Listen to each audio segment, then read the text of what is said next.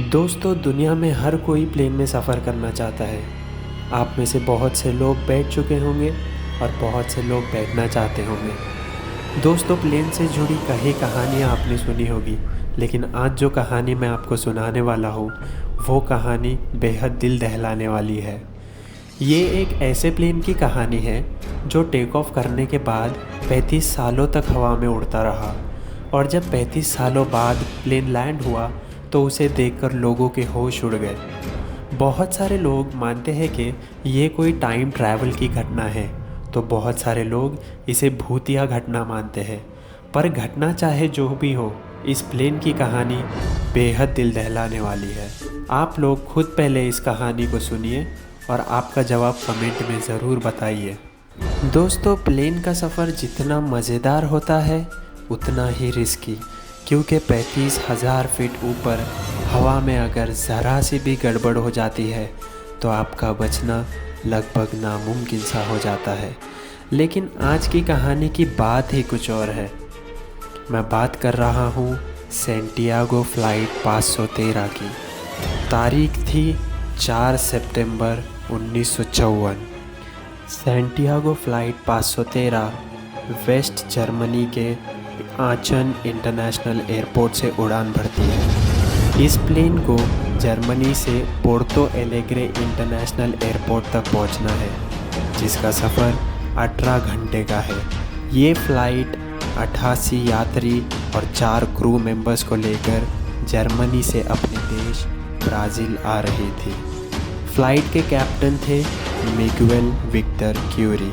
Captain को बिल्कुल अंदाज़ा नहीं था कि अगले कुछ घंटों में उनके साथ क्या होने वाला है। उड़ने के कुछ घंटों बाद सैंटियागो फ़्लाइट 513 अटलांटिक ओशन के ऊपर पहुंच गई। वहां पहुंचने के बाद वो एटीसी के रडार से अचानक गायब हो गई, और ये देखकर एटीसी में काम कर रहे अधिकारी पहले तो हैरान हो गए और वो प्लेन से कांटेक्ट करने की कोशिश करने लगे। जब कुछ घंटों बाद भी फ़्लाइट रडार पर नज़र नहीं आई तो उनके होश उड़ गए। उन्हें कुछ भी समझ नहीं आ रहा था कि फ़्लाइट अचानक कहाँ गायब हो गई है, और वो एरोप्लेन से लगातार कांटेक्ट करने की कोशिश करने लगे, मगर सैंटियागो फ़्लाइट 513 की तरफ से कोई जवाब नहीं मिल रहा था। ये देखकर एटीसी में इमरजेंसी मीटिंग बिठाई गई, जिसमें ब्राज़ील और जर्मनी के उच्च अधिकारी भी शामिल थे। सैंटियागो फ़्लाइट के अचानक गायब होने पर चर्चा होने लगी, पर किसी के भी कुछ समझ नहीं आ रहा था कि क्या किया जाए। इसलिए एटीसी ने फ़्लाइट को ढूंढने के लिए इमरजेंसी सर्च ऑपरेशन शुरू कर दिए और उन्हें अटलांटिक ओशन के लिए रवाना कर दिया, क्योंकि जब प्लेन का कांटेक्ट ईटीसी से टूटा तब वो अटलांटिक ओशन के ऊपर उड़ रहा था। आमतौर पर जब ऐसा होता है तो ये मान लिया जाता है कि कोई दुर्घटना हो गई है।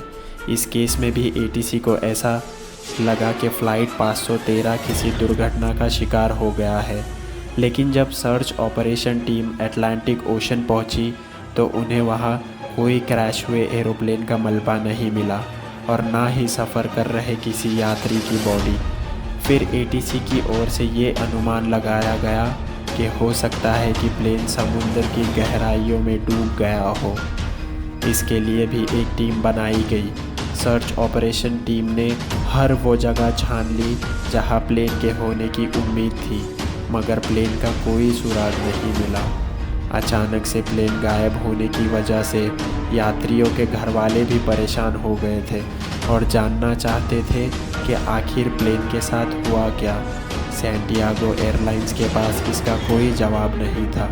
कुछ दिन गुजर गए, कुछ हफ्ते, कुछ महीने और कुछ साल बीत गए, पर प्लेन का कोई कुछ पता नहीं चला। इसी तरह करीब 2 साल तक सर्च ऑपरेशन चला। आखिर में सर्च ऑपरेशन को हमेशा हमेशा के लिए बंद कर दिया गया। अब तारीख आती है 12 अक्टूबर 1989। एक अननोन एरोप्लेन ब्राज़ील के पोर्तो एलेग्रे इंटरनेशनल एयरपोर्ट की तरफ तेज़ गति से बढ़कर आ रहा था। एटीसी में काम कर रहे कर्मचारियों को जैसे इस प्लेन की सूचना मिलती है और वो अननोन प्लेन से संपर्क करने की कोशिश करते हैं, मगर प्लेन की तरफ से कोई जवाब नहीं आता और वो तेज़ गति से लगातार एयरपोर्ट के रनवे की ओर बढ़ रहा था। लगातार प्लेन से संपर्क साधने की कोशिश जब नाकाम हो जाती है तो गड़बड़ी में रनवे को खाली कराया जाता है और कुछ ही मिनटों के बाद एक अननोन फ्लाइट ब्राज़ील की एयरपोर्ट पर लैंड करती है। एटीसी के अधिकारी तुरंत अपने ऑफिस से निकलकर अपने रनवे की ओर भागते हैं और वो जब वहाँ पर पहुँचते हैं तो उन्हें जो दिखाई देता है वो देखकर उनके पैरों तले ज़मीन खिसक जाती है, क्योंकि वो अननोन फ्लाइट उसी सैंटियागो एयरलाइन कंपनी की थी। उन्होंने कर्मचारियों को प्लेन के अंदर देखने के लिए भेजा।